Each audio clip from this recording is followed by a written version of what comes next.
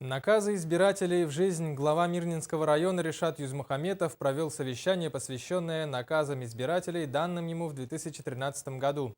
О самых важных из них в сюжете нашего коллеги Романа Муконина. Как известно, в Мирном в прошлом году компания «Алроса» ввела в эксплуатацию новую станцию водоочистных сооружений.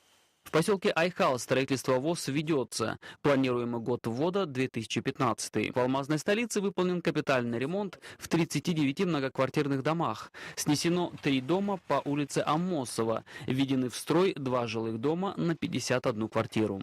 Заселены 2 12-квартирных новых дома в поселке Чернышевский, а также запланировано строительство 19-квартирного дома.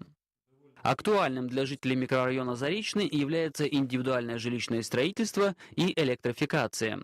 Из республиканского бюджета на эти цели в бюджет муниципального образования город Мирный поступило свыше 2 миллионов рублей.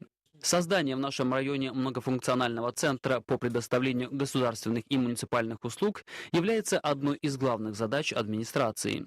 До конца этого года филиалы МФЦ будут открыты в Удачном и Айхале. На встречах с жителями района в адрес правительства, так и местных органов власти постоянно задавались вопросы о высоких ценах на авиабилеты. Надо отметить, что в этой проблеме уже появились подвижки. На всех рейсах авиакомпании «Алроса» применяются специальные сниженные тарифы для определенной категории лиц.